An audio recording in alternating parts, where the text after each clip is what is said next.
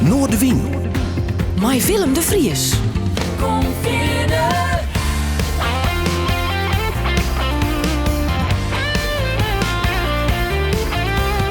Alles wat er speelt. Omroep Friesland.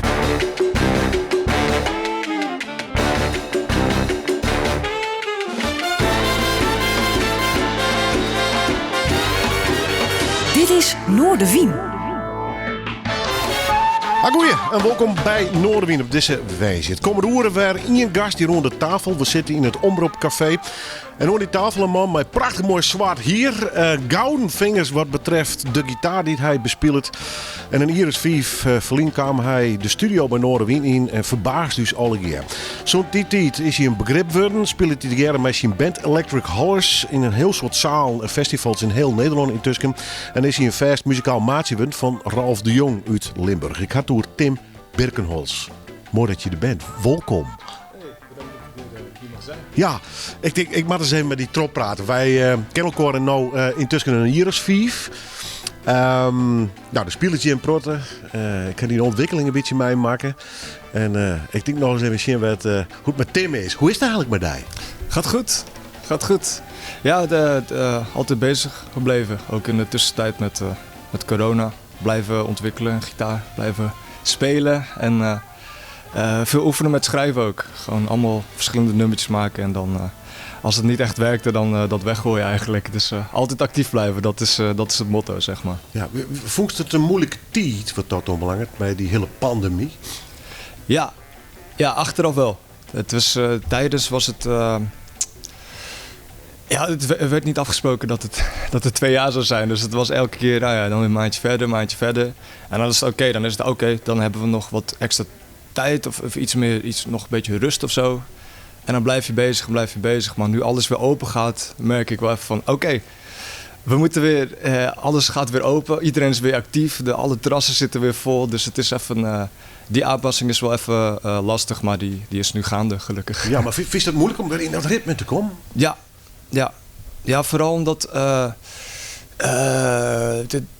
voor mijn gevoel heb ik nog niet helemaal het groene licht dat het helemaal klaar is of zo. Ja, we zitten er nog heel in, hoe raar het klinkt.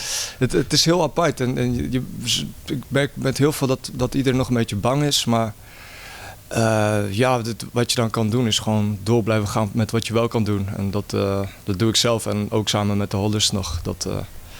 Door blijven gaan waar je kan doorgaan en als het niet kan, kan het niet, maar dat weten we helaas nog niet. Nee, het klinkt vrij nuchter. Zat je er in of net? Of haast thuis wel eens op de bank zitten, dat je echt denkt van jeetje, ik zou net meer zitten? Ja, soms wel. Vooral als je dan, waren vooral de momenten als we dan wel even een optreden hadden en dan kijk je verder wanneer de volgende weer was. En dat was dan een jaar geleden en dan denk je, de volgende is pas over een maand of zo. Want het was of een livestream of iets anders en ja... Dus je kan niet echt 100 livestreams door heel Nederland doen, want het is accessible voor iedereen op Facebook. Dat was wel even lastig, want je bent gewend om op 3 verschillende plekken soms te zijn als je 3 keer per week speelt. En dan ben je eruit, je ontmoet nieuwe mensen, je bent samen in de bandbus. En interactie met het publiek. Hè? Ik bedoel, dat is mijn stream natuurlijk ook net zo. Het is eenrichtingsverkeer. Ja. En live optredens is toch even, hoe is de stemming van de zaal, et cetera, hè? Oogcontact.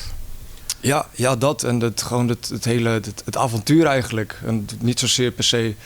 Ja, de muziek is ook te gek, maar het hele samen zijn en samenwerken aan iets. En gewoon de verhalen die je dan meemaakt en de delen van mensen, van een ervaring en zo. Dat mis je dan heel erg. En dat is ook de inspiratie die op een gegeven moment wegvalt. Want ja, je zit dan thuis en dan komt de volgende dag en dan is opstaan, tanden poetsen, eten, dat soort dingen.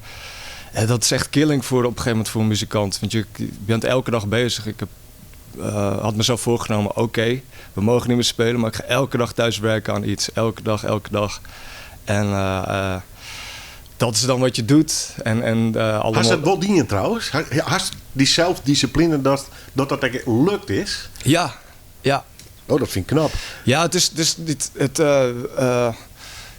is niet dat je altijd super effectief werkt, maar de ene keer heb je dan zonder idee en dan stap ik mijn thuisstudiootje in. En soms is er een idee, soms niet. Soms ga ik dan bezig met uitwerken wat er al is, een liedje, en dan weer overdubben of tekst opschrijven. En soms ga je met geen idee en dan ontstaat er in één keer iets. En dan ga je eigenlijk een rollercoaster in van een liedje schrijven. En voor je het weet is het 10, 11 uur 's avonds en dan is het, er is ook nog iets anders dan in de studio zitten. Maar ja, dat geeft afleiding en dat zorgt even dat je dan even niet bezig bent met buitenzaken eigenlijk. Nou, dat vind ik knap. Zeker op die leeftijd. Je bent nog hartstikke jong. Ze is nog maar in die 20's, hè, wat dat Ik ben in maart 30 geworden. Dus nee! ik zit, I'm a 30 person now. Ik ren er niet hierachter. Hoe voel je dat trouwens? Ja, geen idee eigenlijk. Geen idee. Mijn ID-kaart zegt dat ik 30 ben. Dus, leuk. We nemen het voor kennisgeving aan. Ja. Maar dan ben je in het oog. Ja. Wacht je maar dat het 50 is. Dan wordt het anders. Ja. Dan ga je oude lullen praat doen. Maar goed, Safia ben ik gelukkig nog net. Straks praten we een beetje over het begin, hoe het al je kamer is. Wat weer het eerst, het jongen of misschien wel gitaar spelen. Of weer er heel wat oors. Ik vreeg het aan mijn gast van Juwet, Tim Birkenholz. Ik zei al, 4 Verlien. 2016, december, kwam Tim voor het eerst in ieder geval in de Noorderwind studio. En dit is wat we hier hebben.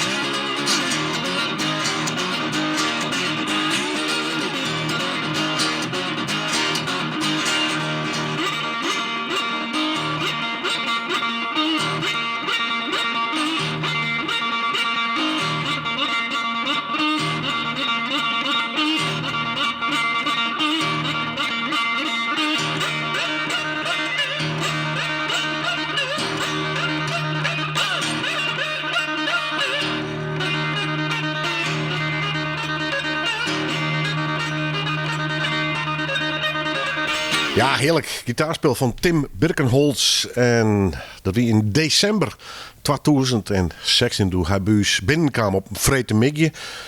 In de ouderwetse chaos. Maar dat ging hartstikke goed. Tim, wat voor nummer wie dit eigenlijk? Wist dat nog of net? Volgens mij was dat Catfish Blues. Of een eigen interpretatie van het liedje. Ja, correct. Ik wil gewoon een excuus even om slijt te mogen spelen op oude gitaar van mijn familie eigenlijk. Het was een hele oude gitaar en die werkt eigenlijk niet meer met normaal spelen. Maar voor slijtgitaar werkt het dan te gek. Dat geeft een beetje zo'n rauw geluid. Ja, oké, grappig. Tim Birkenholz, best toen een echte liefhebber? Hoe zit het eigenlijk? Ik ben geboren in Leeuwarden. En mijn vader is geboren op Indonesië. Die ging naar Nederland toe toen hij 4 was. En mijn moeder is gewoon geboren in Leeuwarden ook. Dus, dat is een echte liefhebber? Ja, soort wel. Ja, een beetje accent zit erin, maar niet echt Leeuwarders of zo. Ik zie mezelf als Leeuwarden en Fries ook. Ik kan niet echt Fries spreken, maar ik kan het wel verstaan. Dus, ik pruttel het nooit in daar. Ja, precies. Wat voor jeugd was toen gewoon? Wat voor buurt was het? Gewoon een vrij normaal voetbal op straat, een boertje of een hele horenjeugd? Verschillende dingen eigenlijk. Ik ben opgegroeid in de Bloemenbuurt, samen met chauffeur Michael. En mijn beste ma Michael. Ja, maar even die zit hier op een bank. Uw verhaal om te hebben. Ja, dat is die verste maatje? Ja, echt sinds ik jong ben, vanaf dat ik 2, 3 ben al, woonde hij al tegenover mij. En de hele levensfases met elkaar meegemaakt. Echte vriendschap dus. Ja, en ook gewoon een van de eerste hobby's die we hadden, dat was gamen. Op onze Playstations. Maar later werd het ook skateboarden. En daar kwam ook natuurlijk heel veel muzikale invloeden bij kijken met skatemuziek, oude punkrock, hip-hop. Echt gewoon een hele brede... Surfrock, ja. Surfrock, echt van alles. Ook door die skategames, Tony Hawk skategames. Het geeft toch heel veel muzikale inspiratie. Als je dan klein bent, je bent gaan spelen, je krijgt allemaal muziek over je heen. Maar er was eigenlijk maar hele hippe dingen dus bezig. Ja, op zich wel, ja. Want ik vond skate op een gegeven moment leuk. Alleen daarna kwam ik bij een andere hobby terecht. Dat was breakdansen. Ik was in die tijd hield ik ook heel erg van hip-hop. Vooral de jaren 90 hip-hop. Dat er nog echt ambachtelijk werd gerapt, zeg maar. Rhythm and poetry. Dat vond ik heel vet. En op een gegeven moment wilde ik ook breakdansen. Toen ik ongeveer 15 was, ongeveer, heb ik volgens mij 3-4 jaar gedaan. Alleen op een gegeven moment merkte ik dat als ik viel en ik speelde ongeveer in de overlap ook al een beetje gitaar, had ik op een gegeven moment dat ik een freeze deed. Dat is als je zo, denk ik, zo stilstaat met je benen in de lucht. Dat mijn vinger in één keer zo hard dubbelklapte. En ik speelde toen, ik was een beetje aan het flirten met gitaar. En op een gegeven moment zei ik tegen mezelf, want mijn vinger was zo dik geworden. Ja. Ik ga dat niet meer doen. Ja, klinkt het heel erg eng trouwens. Ja, dat was ook heel erg eng. En toen was ik daarmee gestopt en tussendoor nog wel een paar keer gesnowboard en dat soort dingen. Ook samen met Michael. Maar ja, op een gegeven moment werd die hobby steeds meer naar gitaarspelen en muziek gevormd. Want dat is uiteindelijk waarvan ik dacht, ja, dit is echt waar ik iets bij voel. En sowieso ook iets wat je creatief een beetje prikkelt. Wat je echt denkt van, oh ja, hier zijn heel veel mogelijkheden in. En je kan hier van alles in doen. Of het nou gitaar spelen of piano is of allemaal andere soort dingen. Ja, het is gewoon vet. En het luisteren daarnaast is ook gewoon een leuke hobby om ja, toch een verhaal over de wereld te krijgen. Zoals een artiest een heel vet liedje uitbrengt. En dat je in één keer zoiets kan hebben van, oh, wauw. Die vertelt me even iets wat ik had moeten horen of zo. Dat je toch een soort doorriepen naar de wereld daar. Ja. Via de muziek dus. Ja. Ja. Wat draaide Heid en Mem thuis? Wie stiet de radio aan, waar de platen draait of cd's? Of iets stil in huis? Nooit stil. Nee, mijn vader die heeft altijd muziek gedraaid. Echt altijd. Ben altijd toch weer de Heiten, hè? Altijd. Ja, dat komt ik heb altijd. dit soort interviews vaker. En het is altijd Heid hier een orgel, Heid hier een platenspeler. Ik hoop dat de emancipatie nooit trots zet. Dat we een periode van Mem hier de hele dag muziek op. Maar, maar goed, Heid in dit geval. Wat draaide Heid? Ja, eigenlijk van alles. Waar die altijd, zeg maar over de jaren heen, waar ik merkte dat mijn pa weer bij terugkwam, dat is de oude blues en de oude soul. Hij heeft er gewoon ook een hele kast met apart gewoon allemaal bluesplaten en dat soort dingen. Maar los van enkel de blues, van alles. Echt van Paul Simon tot Jimi Hendrix, tot zelfs een Pearl Jam plaat, die ik zelf niet zo fijn vind, maar die ik dan wel weer heel te gek vond. Voor alles. Muziek luisteren is een grote hobby van mijn pa. En van 's ochtends tot 's avonds. Dus ik ben gewend om altijd muziek te luisteren. Altijd muziek om je heen. Ja, tijdens het eten dan kijken we ook geen tv, man. Dan is het welke plaat gaan we opzetten. En in het begin was het voor mij, toen ik nog hiphop en iets skatemuziek zou luisteren, was het eerst dan komt hij met die smerige blues wel. Ja, wat heb ik daar? Wat vervelend. Wat is dat nou? En dan ging ik later graven en toen ik zelf ging spelen. En ook mijn broer Frank speelde ook gitaar. En dat heeft wel geholpen, want dan is er gitaar in huis en dan denk je, oh ja, leuk. Ja. Maar die heeft er ook een beetje mee geholpen, of een beetje veel mee geholpen. Want we kwamen op een gegeven moment achter, oh ja, die muziek die pa luistert. En ma trouwens ook, mijn moeder vindt dat ook geweldige muziek. Ja, dat vreemd me dan af. Met Mem en Heid een beetje dezelfde smaak? Ja, er zijn wel wat verschillen, maar er is veel overlap van. Nou, als maar goed, ik krijg er nog ruzie over. Ja, precies. Ja, dat kan een ding zijn, ja. Nee, op een gegeven moment kwam ik erachter, een van die hele vette muziek die mijn vader luistert. En dat is ook heel veel van de jaren 50, 60, 70. Dat die mensen gewoon eigenlijk zo oud waren. Of zelfs jonger dan ik was toen ik begon. Dat was echt, Robert Plant was 21 bij het eerste Led Zeppelin album. En Ozzy bij Sabbath was ook iets van 22 of zo. Dus ik dacht, ja, het is oude papa muziek. Maar toen dat is gemaakt, het is ook weer de jonge generatie van toen. Toen iets hip. Ja. En veelbelovend. En wint juist de oudere generatie er heel erg op te zien natuurlijk. Hè? Ja. Ja, ik vind het gek, de verhalen van coming of age, weet je wel. Al die artiesten werden volwassen in een hele, op zich wel aparte wereld. Want toen was het ook nog met Vietnam en allemaal dat soort dingen. Nou, 60 chantigeren, ja. Ja, en daar schreven ze dan soms... Sommige mensen schreven dan muziek over die er helemaal buiten stonden. Sommigen gingen er ook tegenin, zoals Sabbath, Black Sabbath. En dan die schrijven dan nummers als Warpigs. Van ja, we zijn boos. Stop met het gedoe. Dat vind ik echt te gek, want het was ook echt oprecht. Ze schreven over wat er gebeurde in de wereld vaak. En ook met de kwaliteit waarvan je zegt... Wauw, gewoon super ambachtelijk en gemeend ook. Ja, wat vind je nou van een fenomeen als Ozzy? Kies daar om leidje? Neemt dat serieus? Of denk je totaal doorgeslagen rock'n'roll? Ik wil net hoe die grens in. Hoe zocht u daarna? Ik ben ermee opgegroeid, hè? Dus ja. Het is voor mij een jeugdheld. Maar is het voor iemand die het, krijg 30 geworden is dan? Nou, het grappige was, ik kende Sabbath. Ik kende Ozzy wel, maar ik wist niet dat Ozzy Osbourne de zanger van Black Sabbath was eerst. Want ik zag de naam en de muziek. En die maar 12 verschillende fenomeen wel eigenlijk, hè? Ja, want Ozzy ging echt met zijn solo carrière later in eind jaren 70. Ja, daar kwamen er ook extra drugs bij kijken en allemaal dat soort dingen. En je ziet ook hoe dat zich heeft gevormd en al dat soort dingen. Maar nee, die lifestyle is niet, vind ik zonde van wat je eigenlijk met muziek kan doen. En voor hun was het misschien leuk. En dat was ook een hele andere tijd. Volgens mij was het ook normaal dat als je ergens kwam, dat er gewoon ergens in het vakje daar rechtsonder ligt misschien wat je nodig hebt op dit moment. Ja. Het zijn nu andere tijden, joh. Dat is... Nee, maar even om deze persoon te sketchen, die muziek vind ik fantastisch. Ik zou ook als toen Ozzy haast, nou ja, dat hebben wij, ik weet niet dat het een type man in ding is, maar dus wel u Ozzy. Ja. Maar tegelijkertijd zei het, maar dat hele seks, drugs en rock and roll vooral leuk voor de biografie, maar dat doe ik zelf dus net om mij. Nee. Dat doe eens lekker fris, liever. Ja, liefst wel. En gewoon... Ja, de muziek blijft op zich ook wel... Het is hard werken. Het spelen op een podium is echt te gek. Dat je dan een uur of 2 uurtjes mag spelen. En daar doe je het dan eigenlijk voor. En alles daartussen, ja, dat is klaarstaan, op tijd zijn. Zorgen dat je gitaar gestemd is. Alle stroom is aangesloten en al dat soort dingen. Nou en op tijd wijzen en met busken erheen. Precies. En als je dan niet fris bent, ja, dan vind ik zou mezelf voor mijn kop kunnen slaan als een optreden helemaal fout ging, omdat je dan te veel met glaasjes zou hebben gekeken. Dan denk ik, nee, dat doe ik niet voor. Ik speel om te spelen.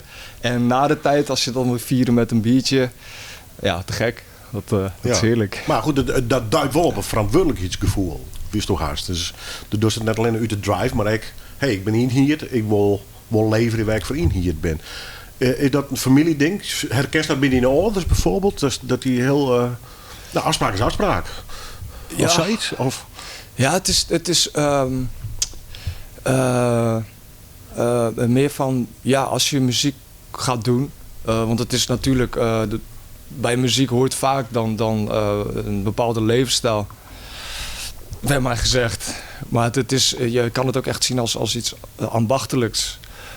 Je ontwikkelt jezelf, de zelfreflectie op jezelf van oké, ik heb iets gedaan, je luistert er terug en je kijkt weer terug van wat kan ik verbeteren, wat gaat goed, wat gaat niet goed. Het soort van een producerrol van jezelf, of eigenlijk je blijft ondernemend denken voor jezelf. Ja. En je groeit naar de plekken waar je heen wil groeien eigenlijk. En het kan ook een feestje blijven. Dat is ook voor heel veel mensen is dat dan te gek. Maar als je de hele tijd wil blijven verbeteren, dan hoort het toch wel een bepaalde planning en serieuze aanpak bij. Vind ik zelf voor mijn doel in muziek. Ja. We beginnen plaatdraaien van, daar komt hij al, Black Sabbath, Warpigs. Had ze ooit live zien of zoest dat wollen? Ik zou het heel graag willen. Ik heb ze helaas nog niet live gezien. Helaas niet. Fascinerend. Zeker mij, Ozzy. Dit is een klassieker deze. Warpigs.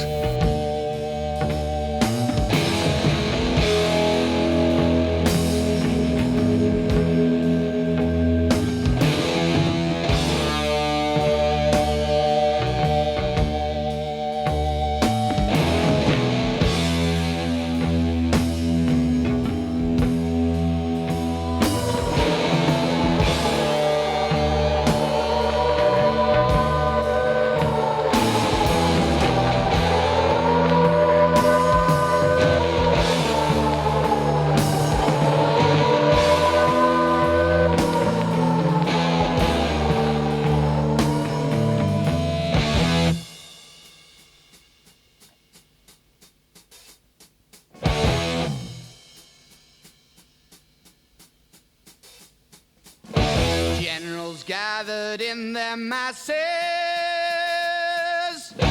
just like witches at black masses. Evil minds that plot destruction, sorcerer of death's construction. In the fields of bodies burning, as the war machine keeps turning. Death and hatred to mankind. Absolute klassieker. War Pigs natuurlijk van Black Sabbath. Heb ik vaak nog wel covered trouwens, maar het origineel bloed toch wel geweldig. Even als muzikant Tim. War Pigs, dit is een monumentaal nummer? Ja. Ja. Ik is de enigszins uitlezen waarom. Gewoon de... Nou, de eerste aanraking was via het spel Guitar Hero. Met die plastic gitaartjes. En was toevallig ook samen met Michael. We stonden met z'n tweeën voor de tv. Stonden dat na te spelen. En die eerste noten van dat gitaarwerk. Zo'n wall of sound. Maar in een soort van... niet kinderlijke, maar volwassen manier of zo. Heel erg gemeend. Gewoon gewoon hoe dat in één keer werd ingezet. En ja, de eerste noten met die toeter of sirene die ringt. En er komt hier iets aan. En dan komt in één keer die riff erin. Die is al te gek. En met die tekst erbij. Dat is al te gek. En dat hele uitgespeelde solo's en allemaal van dat soort dingen. Ik dacht, wauw, wat is dit? Wie zijn dit? Ik wil alles van hem leren kennen. En ik wil die stijl een beetje kunnen leren spelen. Maar best er ook echt op ingezoomd, zeg maar, akkoorden analyseren en hoe werk van Black Sabbath, hoe dat werkt of net? Ja, gewoon dat je dan word je een soort van een fanboy. En dan wil je elke naam van elke bandmember leren kennen. Dus Bill Ward, Butler Geezer, Tom Iommi en Ozzy. Van dat soort dingen dat je dan weet en de gitaarstijl en dat je gewoon allemaal oude filmpjes ook van ze gaat opzoeken van hoe zien ze er eigenlijk uit en helemaal de gitaarstijl en dat soort dingen. Ja, precies. Hoe gaan ze dat in? De sound en dat soort dingen. Dus. Ja, dat vond ik te gek. En ook bij Tony Iommi van dat hij eigenlijk... hij werkte in een metaalfabriek, dat weet jij natuurlijk ook. En de laatste dag dat hij daar zou werken, want hij wou verder gaan met Black Sabbath. Toen heette het nog een andere band voordat het echt Sabbath heette. Maar hij trok dus zijn hand onder een metaalding vandaan. Dat was een metaalding, dat kwam op zijn vingers. Trok zijn hand af en zijn vingertoppen waren eraf. Nou, dat is meestal einde verhaal voor heel veel gitaristen. Maar hij ging zichzelf aanpassen door van was of van plastic allemaal dingetjes te maken om toch te blijven spelen. En daardoor ging hij wat zwaarder en lager en iets meer... Zijn stijl was anders dan andere gitaristen. En dat kwam terug in de muziek. En eenzelfde soort van boosheid van... ja, mijn vingers zijn stuk, maar hier heb je alsnog mij op gitaar. Dit is mijn stem nu. Ik schreeuw hier van... ik ben tegen sommige aspecten van de wereld. Ja. En dan ook bijvoorbeeld het liedje van Fairy Wear Boots. Van dat Ozzy, was verhaal dat Ozzy bijvoorbeeld werd in elkaar geslagen... door de skinheads in Birmingham volgens mij. En daar ging je dan een nummer over schrijven. Fairies Wear Boots. Want die skinheads in die tijd droegen boots. En Ozzy was... dan ga ik gewoon lekker een nummer over jullie schrijven. En die woede en die boosheid die daarin terugkomt, die is zo oprecht ook als je het luistert. En dat inspireert als luisteraar, maar ook om muziek te gaan spelen. Om in ieder geval bij een ervaring of gebeurtenis dat zelf te kunnen doen. Of iets in die vibe. En dat spreekt je heel wat aan dus. Ja. Had je meer van dat soort bands of is Black Sabbath toch wel... Black Sabbath is voor mij een van de vele. Led Zeppelin, Deep Purple... en eigenlijk van daaruit ook weer een beetje meer teruggraven naar de geschiedenis van wat die bands nou eigenlijk vet maakten. Want het was, voor mij was, het begon ook een beetje met Led Zeppelin en daaruit kwam ook Black Sabbath. En dan kwam je erachter dat heel veel van die bands blues geïnspireerd waren. En heel veel inspiratie daaruit haalden. En toen ging ik verder graven en toen kwam ik... bij de begin jaren 60, eind jaren 50 en dan natuurlijk jaren 40, 50 de Otis Rush, Freddie King, Howlin' Wolf, Hubert Sumlin, de gitarist, Robert Johnson, Elmer James, allemaal van die mensen die de grondleggers waren voor de rock die in de eind jaren 60 werd gespeeld. Wat heel erg blues georiënteerd was. En dat heeft een bepaalde manier van expressie en gemeendheid die ik toch zelf heel vet vond. En vanuit daar begon de verbreding daarin. Van hoe kun je een beetje leren zoals zij eigenlijk speelden. En dat is eigenlijk het muzikale voedsel tot je nemen wat zij eigenlijk in die tijd aan het doen waren. Dus ik mijn werk, zoals Robert Johnson is een redelijk uitgebeende, vrij, het is heel basic blues. Hè? Haast hij eigenlijk op dezelfde manier naar luisteren zoals bijvoorbeeld naar de Black Sabbath luisteren haast? Ja. Ja, hè? Ja. Echt goed. Want hij had ook maar een paar nummers binnen gepubliceerd in ieder geval. Hè? Die binnen van hem bewaarbaar van zo'n Robert Johnson. Maar dat is dus een keer goed. Het helemaal in de kern is dus. Ja, ik vind het echt super interessant ook. Want het is eigenlijk een. Ik vind het voor mezelf belangrijk om de zijstudie van een soort van geschiedenisstudie van de band. Want dan leer je echt een beetje van oké, welke stappen hebben ze gemaakt, hoe ze denken. Je kent ze niet, maar zoveel mogelijk kunnen leren kennen eigenlijk. Als fanboy, maar ook als gewoon waardering voor de ambacht die ze daar hebben neergezet. Want het is vet rock and roll en het is awesome, maar ze waren heel erg bewust bezig met wat ze daar neerzetten. En dat is ook vergelijkbaar met de oude blues. Daar werd iets gespeeld en met alle passie en dat werd opgenomen en hier is mijn nummer. En dat is ook het gek verhaal van het eerste Sabbath album. Dat is in een hele korte tijd opgenomen en geschreven en gemaakt. En dat was het. En het is echt een van de puurste vormen van muziek maken. Er is niet heel veel gemaakte dingen. En dat was ook in de blues zo en de intensiteit. En dat vind ik geweldig. En dat probeer je te vertalen naar die eigen platen, optredens, opnames, is wat? Ja. Ja, het is ook vooral bij mij de benadering van de blues. Die, als ik iets hoor in rock, wat ik vet vind. En dat is voor mij als gitarist en een gitarist die vrij veel solo speelt. Dat komt voor mij toch voort uit de blues. Want als een blueszanger vroeger stopte met zingen, dan nam de gitaar eigenlijk de zang over. En ook met de dingen als het een snaar laten trillen en de pauzes tussen je dingetjes die je zegt op je gitaar. Allemaal van dat soort dingetjes die, als ik dat teruggooi in een rock, vind ik dat ook vet. Dan hoor ik dat het toch blues-inspired is. En ik vind die blend heel te gek. Dat ook bij Led Zeppelin, ook bij Deep Purple. En later ook vet als ze iets een beetje van de blues gaan afstappen. Dat vind ik ook te gek, want dat is dan weer een andere benadering. En dan kom je iets meer in de jaren, mid-jaren 70, dat het nog luider werd en nog meer soms richting arena rock ging. En dan werd het helemaal over de top. En dat is zo breed mogelijk. Ja. En dat is ook te gek. Dat is ook te gek. Bij de grondleggers, met Zeppelin en zo, dan hoor je de oude invloeden alsnog weer terug. En dat vind ik te gek. Daar hou ik van. We gaan weer een nummer draaien. Ik heb die vragen om een paar nummers rond te dragen. Maar is aanbeleven nu te lezen waarom. Maar we draaien in ieder geval iets van Wilson Pickett en Born to be Wild. Ja, in een heel soort vormen en uitviering came dit nummer natuurlijk wel. Born to be Wild, Wilson Pickett. Verrassende keuze. Of juist ik weer net. Ja, Wilson Pickett. Ik vind hem te gek. Is een van de zangers van die tijd die ik persoonlijk een van de vetste zangers vind. De Wilson Pickett. Wat spreekt die jongen? De rauwe giet in combinatie met de muzikaliteit of net? Of? Ja, voor mij zo'n rauwe vorm van expressie. Gewoon vrijheid, maar ook gemeende rauwheid. Niet schreeuwen om te schreeuwen, maar schreeuwen omdat hij iets wilde zeggen. En ja, Wilson Pickett, ik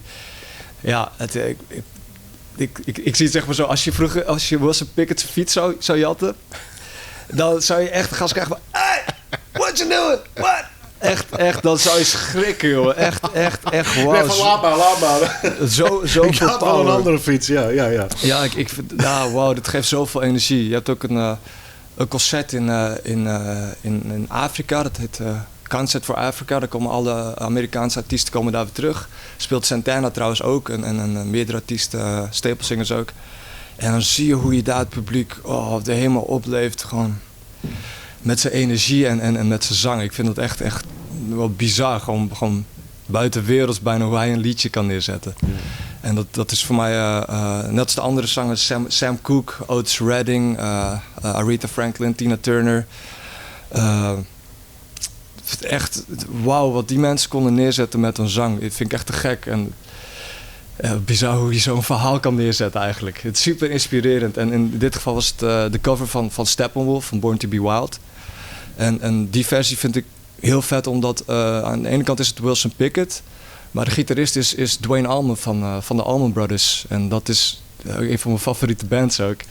En Duane had volgens mij het idee, zullen we even covertjes opnemen? Ze hebben dus Hey Jude opgenomen van de Beatles. Dat is ook Born to be Wild van Steppenwolf. En die van Steppenwolf is al gewoon helemaal te gek. Echt prachtig nummer. Ja, te gek nummer sowieso al. En dan met zo'n strot erbij. Ja, ik vind het echt te gek. En waarom naar die jeugd? Want hoeveel broers en zussen hast je? Ik heb één oudere broer. En die spelen gitaar? Ja. Speelt hij nog? Zeker. Ja. Dat is ook iets wat ons altijd geconnect houdt over maakt niet uit de jaren heen. Dat is altijd gitaar spelen. Speelt hij eigenlijk in een band of zo? Of zit hij lekker thuis te pingelen in? Beide. Hij woont in Utrecht, maar daarvoor in Groningen. En die heeft daar ook in de muziekscene gezeten. En bluesband, rockband, coverband. En dan thuis ook blijven ontwikkelen met muziek. Ja. Wat vonden de ouders ervan dat je hem in die muziek doken? Want toen had hij intussen de keuze om Tietje maken. Om toch in ieder geval in de creatieve sector onder slag te gaan. Hè? Muzikant, maar best ook fotograaf onder oren. Toen had wel een hele bewuste keuze gemaakt voor het creatieve gebeuren. Hè, wat dat betreft. Ja, klopt. Die broer ook of niet? Mijn broer zit in de academische wereld. Die werkt bij de RUG, Universiteit de RUG. Is bezig met zijn eigen route om professor te worden. Zijn eigen, een hele andere route dan jij dus. Ja, de hele andere kant. En dat merk je ook in de benadering van effecten uitzoeken en dat soort dingen. Het is, Frank was heel snel van het dingen lezen en analyseren. En ik was heel snel meer van het knutselen en maken en dat soort dingen. En wij ondersteunen elkaar een beetje daarin. Want als ik zeg, wat voor sound is dat, Frank? En dan zegt hij, ja, dat is een ding uit 1966 van bespeeld tot dat en daar gespeeld en daar bespeeld. En dan denk ik, yes, thanks. Want dan weet ik nu waarom dat zo klinkt en wat ik kan gebruiken. Dat helpt wel. Er komt een beetje die urban culture, hip-hop en breakdance. Dan krijg je die eerste gitaar. Hast je lesnamen of zo? Hoe is dat daarna gaan? Of best in bandjes zitten gaan? Ik ben pas heel laat eigenlijk in de buitenwereld gestapt met mijn gitaar. Dat was pas vanaf mijn 24ste ging ik echt naar buiten met de gitaar. Toen ging ik stapte ik naar Mukkers bij de jam sessie en ook scooters van even kijken of ik wat mensen kon leren kennen. Wel een hele stap liep het mij. Ja, want toen ik hier kwam was ik nog niet zo heel lang bezig buiten met muziek spelen. Het was voor mij, ik speel gewoon lekker in mijn kamer en dat is de voldoening voor mij. Ja. En eigenlijk altijd, ik heb nooit les gehad, maar wel via YouTube. Want dat is het mooie van deze nieuwe generatie van de mensen, net als ik, die gitaarles hebben gehad. Dan zeggen we hebben geen gitaarles gehad, maar dan zie je ondertussen die online leraren van YouTube die gratis een les erop hebben gezet. Niemand heeft jou les gegeven. Nee. In ieder geval niet direct lesgeven. Maar, je hebt het afgekeken van filmpjes. Ja. Echt Justin Sanderco voor als mensen gitaarles willen hebben, maar niet per se dat online willen doen. Justin Sanderco heb ik veel aan gehad en Marty Schwartz. Geweldige online gitaarleraar die met geduld iets uitleggen en dan gewoon van de basis beginnen. En ik was al heel vroeg begonnen met zo leren. Daar hield ik van, ook vanwege blues en rockmuziek. En dat gewoon telkens weer spelen. En het belangrijkste naast het online lessen was echt het muziek luisteren. En op een gegeven moment liet ik de technieken los die me werden uitgelegd. En echt gewoon de platen luisteren. En dat je hoort van, oké, B.B. King, hij speelt één noot. Maar wat gebeurt er bij die ene noot? Of Bill Ward met de drumfill tijdens The Wizard. Dat soort dingen. Van wat gebeurt daar? En dat je dat dan met de plaat of als cd-speler weer even terugspoelt. En dan telkens kijkt wat er gaat gebeuren. En dat vind ik te gek. Zo'n beetje op die eigenzinnige wijze jezelf muziek aanleren. En ik merkte later ook met interviews van mijn favoriete bands dat al dat al die vette acts gewoon eigenlijk ook gewoon maar wat deden en platen luisteren en een eigenzinnige manier dat je eigenlijk niet per se iets fout aanleert, maar dat je toch wel denkt van het kan zo, maar ik doe het toch liever zo. En als het in een goede houding is, dat je niet last van je polsen krijgt of whatever, dan is het goed. Ja, er is een verneemd schilder. Die had het dan over happy little accidents. Bob Ross. Ja, goed zo. Wat huiskamer vraag. Dat geldt in wezen voor Tony Iommi ook. Dat wie net happy natuurlijk dat hij een ongeluk met zijn vingers kreeg. Maar het zwarte wel voor dat toen hij ook de sound van die band. En daarmee misschien wel een hele naaie trend in het water. Omdat hij per ongeluk een ongeluk kreeg. Is dat net altijd zo in de muziek? Dat het per ongeluk vaak de meest geniale dingen oplevert? Ja, dat zijn de mooiste momenten. Dat vind ik mij wel, ja. Kun je niet maken. De inspiratie komt van buiten of een gebeurtenis. En daar spring je dan of als songwriter of in, of op de hele band van... Oh, we zijn blij, laten we een liedje spelen in 1 kamer en boom, het is daar. Gewoon raw expression op het moment. En de muziek zit ook nooit los van elkaar. Hè. Uiteindelijk, als het alles analyseert, komt het uiteindelijk uit bij Robert Johnson. Maar als Robert Johnson analyseert, komt het misschien wel weer uit bij waarmee muzikanten daar weer voor. Alles zit met elkaar in muziek zeker. Maar in elkaar verbinding, hè, lijkt het mij. Ja. Maar Safiel dat ook wel wat, denk ik, of niet? Ja, ik vind het... Tenminste, ze praten niet. Ik bedoel, die bewust bent van al die lage geschiedenis in dat spel. Ja, ik hou ervan. van het graven. Echt, het is alsof je... interview van je favoriete band kijkt. En dan krijg je dan wat informatie, maar je kan ook zelf mee gaan graaien. En zoeken. En dan krijg je toch meer begrip van de benadering van de muziek. Want als je alleen het luisteren erbij, dat kan je wat informatie geven. Maar het erbij lezen over wat ze dan hebben meegemaakt en hoe ze dat dan hebben toegepast in de muziek. Dat is super inspirerend. En niet alleen voor de muziek, maar ook gewoon als hoe je met het leven kan omgaan met bepaalde dingen. Dat vind ik echt te gek. Ja, mooi man. We gaan een plaat draaien. En meest even uitlezen uit hoe en wat. Danger Mouse en Danielle Lupi, spreek ik het goed uit. Roman Blue. Ja. What's the story? Het is van een plaat. Danger Mouse is een hip-hop producer en Danielle Lupi is gewoon een producer. En zij wilde een plaat maken die eigenlijk de soundtrack van een film die niet bestaat. En hevig geïnspireerd door de oude spaghetti western films. Heel veel, er spelen ook muzikanten op, violisten die in de originele soundtracks van Ennio Morricone hebben gespeeld. En ik vind dat zo prachtig, want voor mij zijn er heel simpel gezegd een beetje 2 benaderingen van muziek die ik zelf graag hanteer. En dat is de echte gespeelde muziek. Dus echt met de instrumenten spelen en de ambacht en live on the point. Dat je eigenlijk microfoons in de ruimte kan neerzetten. Dan speel je met de band. Het is live, het is gemeend. En dat is een bepaalde benadering van muziek. Maar bij dit soort muziek zie ik het meer als een schilderij wat helemaal is gevuld. Dat je dan echt... kijk wat de verschillende lagen en dieptes zijn en het driedimensionale beeld. Dat je de luisteraar echt bijna een visuele ervaring geeft met enkel audio. En ik vind dat echt te gek, want mijn afstudeerproject was een scriptie over... waarbij ik benadering van schilderijen, schilderen of beeld ging vergelijken met de benadering van effecten en de lagen in muziek. En ik gebruikte dit nummer daar ook voor om dat zo te analyseren. En ik kwam achter heel veel vergelijkenissen. Bijvoorbeeld het ritme in een schilderij of de diepte in een schilderij. We hebben het toevallig over Bob Ross.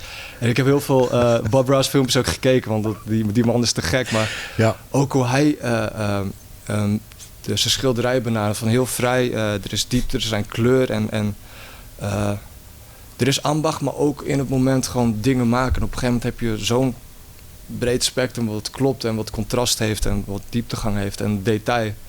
En zo'n nummer als dit, Roman Blue, is iets wat voor mij dat ook vastlegt. Het brengt je eigenlijk meteen naar een plek dat je iets visueels ziet. Een soort van een audio-avontuur in je hoofd eigenlijk. Ja, maar mijn associaties dus, heel duidelijk. Ja, associaties van muziek. En dat is ook voor mij het belangrijke van muziek. Muziek kan elkaar verbinden. kan ook verplaatsen en begrip geven aan een andere tijd. Want je kan een nieuw liedje luisteren waarbij jij met jouw opvoeding en jouw levenservaringen... dat je een hele andere associatie bij dezelfde melodie kan krijgen als iemand anders. Het wordt heel persoonlijk als je een liedje vet vindt. Ja. En dat soort dingen worden voor allemaal soorten dingen gebruikt. Of het nou therapie is of bepaalde vorm van depressie of zo. Om met muziek dingen terug te brengen. Het doet gewoon iets met mensen. En het hoofddoel van muziek is voor mij ook om mensen liefst te verplaatsen. En dan iets echts te geven dat je niet meer eigenlijk, of het nou een concert is of een album luistert. Tenminste, dat heb ik het liefst als ik bij een concert ben, dat je even niet meer door hebt. Ik ben niet meer bij het concert. Ik luister naar die band en ik ben helemaal gewoon in de roes van de vette muziek die ze maken. En zo ook bij zo'n liedje als Roman Blue, die je helemaal verplaatst eigenlijk. Begin draaien.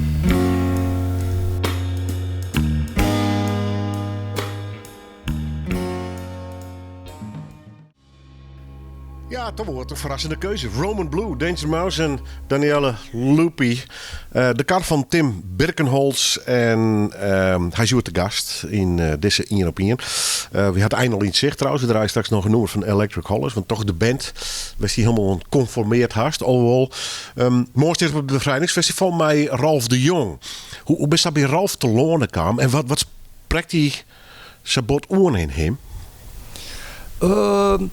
Ik heb hem ontmoet bij een optreden via Ruben Hoeken. Die had een concept om met zijn band, met verschillende gitaristen, jonge gitaristen, die hij graag een spotlight wilde geven om daarmee mee te spelen. En bij zo'n concert was ook Ralf de Jong. En op een gegeven moment stond ik op het podium naast Ralf. En we speelden de set met Ruben Hoeken en Ralf speelde ook mee. En tijdens de overgang van een liedje, dat het even klaar was, keek ik even de Ruben, wanneer zet hij het volgende in. En toen tikte Ralf me aan en zei: Hey Tim, heb je zin om samen met de trio te spelen? Wanneer kan je? Ik zei: Ja, cool. Oké, volgende nummer. Ja. En later hadden we het erover. En toen, eerst volgende keer stond ik hier op Noorderwind met de Electric Hollers. En Ralf stond hier ook. En toen zei hij hier van, hey, ik speel vanavond de McKelly's, anders neem je versterker even mee en ga je meespelen. Dus heb ik gedaan. Ik nam mijn versterker mee. Toen had ik eerst de set van Ralf gezien en tijdens de tweede set ging zijn versterker kapot. Hij had een andere versterker, maar hij had thuis ook de versterker. Die gebruikte ook vaak die ik gebruik. Dus hij ging op mijn versterker spelen. Ik ging door de soundboard en toen gingen we kijken wat er gebeurde. En wat daar ontstond was gewoon niks afgesproken. Het was echt magie. Het was in McKelly's. Echt wauw. En vanaf toen heb ik steeds, was vooral in 2019, heb ik heel veel met hem gespeeld. Door heel Nederland wel ook, met een van de grootste dingen ook wel Zwarte Cross. Dat was echt bizar te gek. En bluesfestivals in Kwaaderdam, het was echt te gek. Ik kwam bij Ralf dus achter, wauw, die man, wat een stem. Echt, ik heb nog nooit echt in persoon zo'n stem gehoord die zo divers was. Want het eerste wat ik van hem hoorde was echt, wauw, dit klinkt gewoon als Son House en Elmer James. En de vergelijking met Mick Jagger wordt natuurlijk ook snel gemaakt, maar die hoorde ik snel al niet meer. Ik hoorde ook heel snel een beetje de zangster van bijvoorbeeld Van Morrison en dat soort dingen. Maar Ralf is zo'n expressieve geest en zo'n vrije geest dat hij heel veel stijlen van muziek kan, zowel qua spelen als zingen. En dat inspireert heel erg. En niet alleen Ralf, maar over de jaren heen heeft hij echt een entourage aan geweldige muzikanten om zich heen verzameld. Dat is echt, waar die ook allemaal bij spelen. Dat is echt bizar als je dat gaat onderzoeken. Gewoon allemaal top acts in Nederland. En die komen altijd weer terug, ook bij Ralf. Gewoon om te spelen, om echte muziek te maken. Er is niet vaak een setlist. Er wordt iets ingezet door Ralf. En Ralf is als een muzikaal medium, die plukt inspiratie uit de lucht. En dan zitten wij, oké, Ralf zet zoiets in. En dan zet de drummer, die reageert er weer op. En andere gitarist reageert er weer op. En bassist.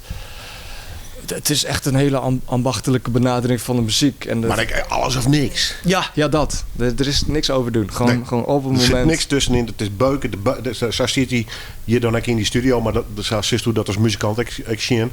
Hij doet letterlijk de klompen. Hij klapt er. Hij gaat ervoor. Hè. Het is Ja, hele diverse muzikanten. Ik heb ook daar hebben we een Dalfsen, gingen we de studio in. En met muzikanten. En niks afgesproken. Gewoon opnemen. Dan waren iets van 4-5 uur die dag opgenomen. En dan luister dat terug. En dan is het echt... Wauw. Gewoon even met z'n allen. Het is een soort van jammen. Maar het is ook... er wordt een idee neergezet door Ralf. En daar gaan we met alle serieusheid mee om. Met wat Ralf dan op dat moment heeft ingezet. En daaruit kan van alles vloeien. Of het kan in één keer een beetje bijna... In de stijl van Ennio Morricone heb ik ook bijna wel meegemaakt. Heel opera-achtig. Dat Ralf in één keer als een operazanger bijna zat te zingen. En een andere keer country, andere keer soul, andere keer funk. Ik heb echt heel veel geleerd door met Ralf in 2019 mee te spelen. Allemaal verschillende stijlen. Het is echt heel veel respect voor die man. Ja, het is trouwens de kut. Het is mooi om die zo praten te hebben over Ralf de Jong. Even over die eigen rol daarin. Want 4 uur verlien zit je nog in de studio. Toen is zoals te gast wezen op een Lieds festivaltje. En daarna is alles begonnen. Is best wel rap gaan. Ik bedoel, toen zei ik stond bij Ralf de Jong, bij Ruben Hoek op het podium. Ik ben met Electric Hollis het hele land terug. Binnen 4 uur verbaast hij er wel eens over hoe snel het eigenlijk gaan is. Ja, belachelijk snel. Ja. Ja, tijd gaat heel snel. Ja. En, een beetje hoe ouder je wordt, hoe meer je beseft wat een jaar nou eigenlijk is of zo. En Ja, maar dus zij stelde, toen was niet Big Hubbard met Ralf al op paard was. Toen wist eigenlijk nog maar 3 jaar echt dwaande. Tenminste, net thuis, maar daar zei ze ik naar boeten daar. Ja, Met mijn muziek. klopt. Dus eigenlijk is het nog sneller gaan dan die 5. Dus 3 jaar stiert al mij nou in ieder geval de top van Nederland te spelen. Had je daar een verklaring voor? Nee. Nee, behalve dat... ja, de mensen, als je de mensen om je heen krijgt die dezelfde benadering van muziek hebben, die echt iets die een eigen stem hebben, of het nou drums is, of bas, of gitaar, of zelfs tamboerijn, maakt niet uit. Als iemand iets wil zeggen en dat is bij elkaar, dat is te gek. En ik ben echt dankbaar voor dat ik met al die verschillende muzikanten heb mogen meespelen. En ook met de band Electric Hollis, dat zoveel avontuur al. Het is echt zo merk je, in een jaar kun je echt helemaal niks beleven. Maar in een jaar kun je ook echt gewoon alles beleven. Het is echt... ja, ik vind het een mooi avontuur. Ja, maar betekent echt de absurditeit eigenlijk van die hele pandemie. Dus hier is in de 5e versnelling. De absolute achtbaan. Ik ben 3 jaar eerst op de landelijke podium te spelen. En dan eerst is kedang is gebeurd. Dat is raar, lijkt het mij. Heel raar. Ja. En hier is weer volle kracht vooruit. Dus wat een wonderlijke manier. Ja, verschillende tempo's eigenlijk. Hè? Ja, echt schakelen is het weer. Ja, je gaat toch meer... toch meer inward als je merkt dat er een lockdown is. Want ja, je kan helemaal zo thuis zitten. Wanneer mogen we weer? We spelen. Alles helemaal jezelf opfokken eigenlijk. Maar dat had geen nut, want je zit gewoon thuis en er is lockdown en er is verantwoordelijkheid naar de bevolking toe. Ja. Maar dat snap ik, dat is het verstandelijke deel. Ja. Maar toen ben je een jong mens en de wereld leidt toch niet voort. De Ralf de Jongs die nodig je duurt, mijn studio-sessies, ik kan me voorstellen dat dan ik haast krijg. Daarvan. En nou, blinderd, ik krijg een kans, ik wil hem pakken. Ja. En dan hier zei die wereld, ja, maar we doen de deur dicht. Dat is raar. Ja, dat is echt bizar. Ja. Best wel eens lul kwest op de situatie, of net? Ja, het is... Het blijft bizar eigenlijk. Ja. En zoals ik zei, het was ook niet... Want als we in het begin wisten van het duurt 2 jaar... dan was iedereen geweest... Nee. Echt niet. Het ging gelukkig geleidelijk. En toch aanpassen op de situatie. Dat als iets in muziek dat mij persoonlijk heeft geleerd... is dat... net als dat je ergens aankomt en er gebeuren dingen... en of iets fout of iets heel goed... je past je aan en je doet het beste met wat je op dat moment hebt. Ja. En dat was voor mij corona dan eigenlijk, de pandemie dan eigenlijk ook van... Oké, je kan niet meer veel buiten spelen, dus dan ga je aanpassen. Oké, dan gaan we thuis aan het werk. Gewoon ontwikkelen achter de schermen. Zoveel mogelijk bezig blijven en wel een doel blijven houden. Ergens naartoe werken, dat is het belangrijkste. En dat heeft mij persoonlijk er doorheen geholpen om dat ik dan toch tegen mezelf kan zeggen van... Oké, het voelt niet alsof ik 2 jaar heb verspeeld. Er is een stijgende lijn in de dingen die je doet. Ja, wat worst eigenlijk? Hoe zocht u die in toekomst? Moest u fulltime muzikant? Het liefst wel, ja. Ja. Het liefst wel. Ja, en gewoon vette albums maken. En dat is voor mij het hoofddoel. En Maar muziek, nog eens een keer muziek. Ja. Daar komt het op del. Ja, ik hou van muziek. Het is er zo erg ingegoten. Dat is bij jou natuurlijk ook zo. Van muziek, dat is niet meer weg te denken. Nee. Nee, kan niet. En bij de Electric Hollers, of ik nou bij solo dingen en gearworking maar Ralf de Jong, of had nog grotere ambities? Ja, de Hollers is een van de bluesrock trio dat echt gewoon die muziekstijl, daar hou ik van. Dus dat is leuk om in door te groeien. Maar zoals die zelf wel in de busje, er was er Europa rijden. Of sterker nog, zoals die zelf wel vliegen naar Amerika om daar wat te doen? Of het nog bij de Hollers is of solo of mijn oren zeldskip? Dat zou me heel vet lijken. Ja? Wil ik graag naartoe werken, ja. Ja. Dat is wel een beetje de wens, de hoop. Ja, jazeker. Ja, gewoon het toeren en voor verschillende soorten publieken ook spelen. Dat lijkt me echt te gek. Ik ben benieuwd hoe het is om bijvoorbeeld in Engeland te spelen, in Duitsland, Frankrijk en in whatever. Wat je dan doet, wat voor effect het heeft op mensen en wat de muziek met hen doet. En ook gewoon wat de reactie van het publiek dan weer met jou doet. En dat je dan samen gewoon een hele vette avond maakt die alleen dan op dat moment te pakken is. Ik ben er echt benieuwd naar. Zoals die dat in elke vorm willen? Of, want dan speelt Electric Hollers nog een redelijke hoofdrol. Hè? Je pakt in solo's, dan krijg je in ruimte. Bij Ralf de Jonge, dus meer, alhoewel Ralf dan weer de grote jongen is en ze nou dan ruimte om die houdt. Stel je voor de kist op tournee, maar je bent ja, nee, we zien hier van wat akkoordenpartijen en voor de rest met je stil horen. Zoest dat kennen of net? Ja. Even de gewetensvraag, hè? Ja, het is voor zoals mij... die Deljan kennen, daarin? Het gaat voor mij meer om de benadering van de muziek eigenlijk. En als de muziek zo gemeend is dat een ritmegitaar alles zegt wat het moet zeggen in het liedje, dan heb ik dan is dat helemaal te gek.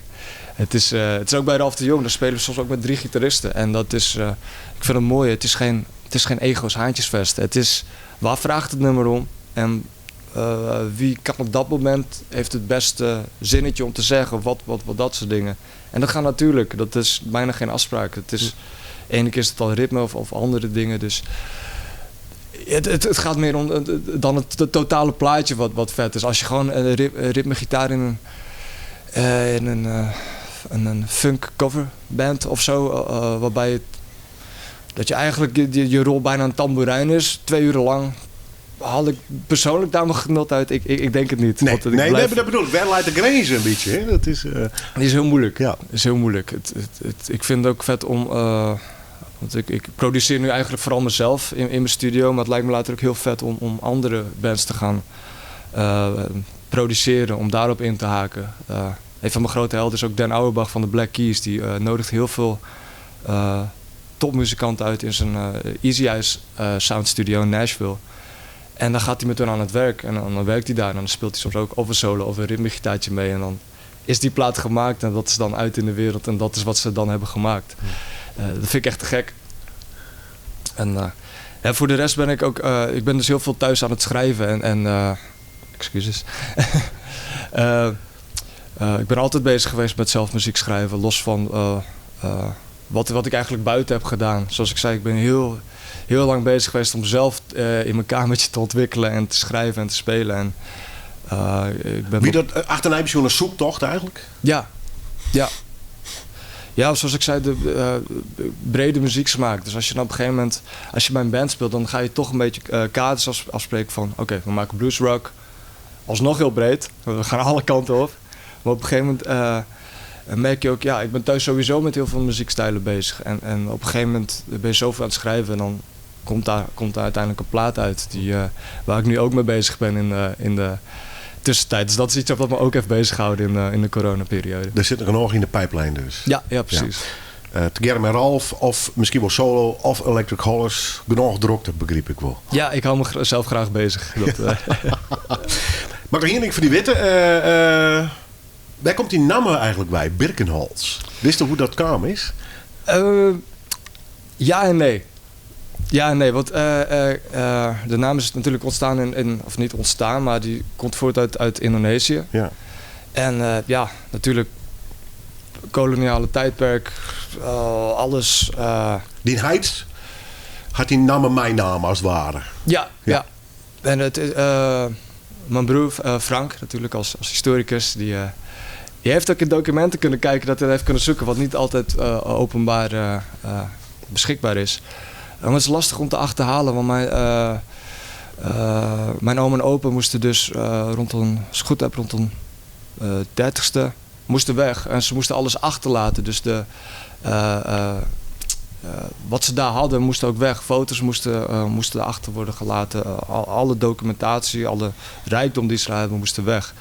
En daardoor weet ik helaas niet helemaal waar de naam Birkenholz vandaan komt.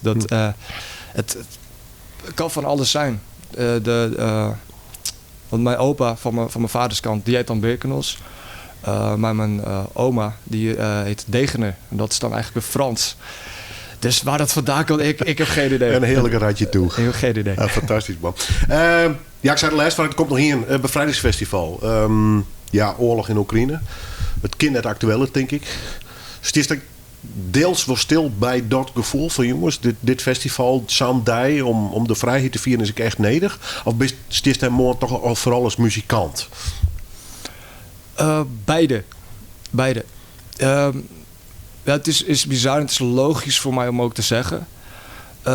Maar van alle vormen van entertainment, of het nou film is, of een serie, of kunst, schilderij of whatever, is muziek toch hetgene wat verbindt in vrijheid. En wat mensen sinds het begin van de primitiviteit ook verbintenis heeft gegeven. Of het nou een drumcirkel was, drummen op rotsen of whatever, of samenzang.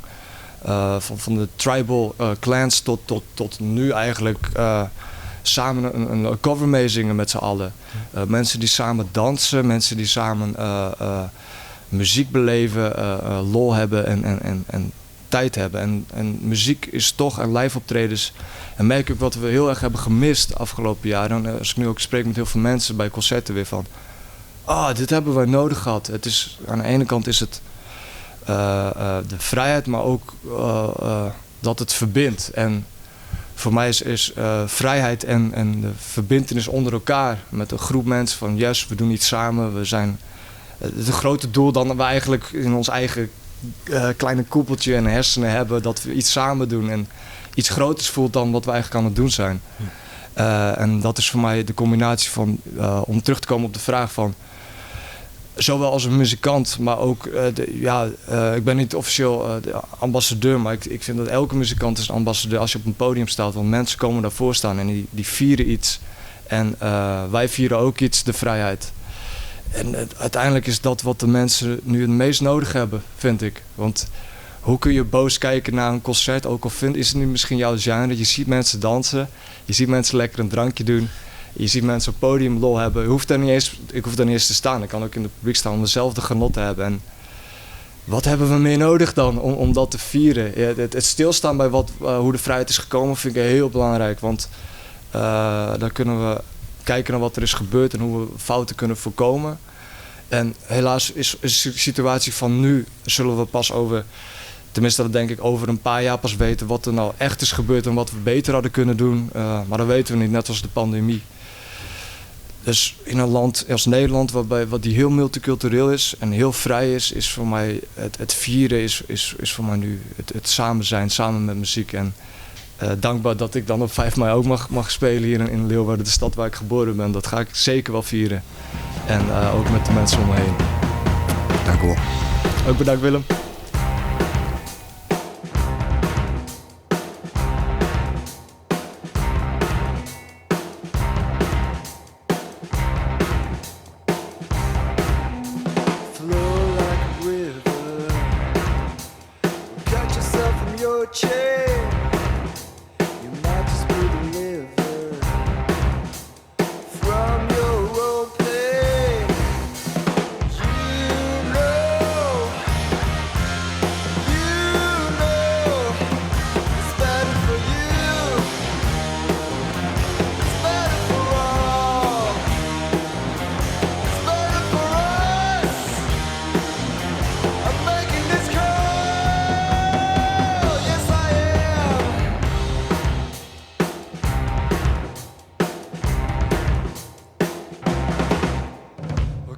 yourself together. You have to remember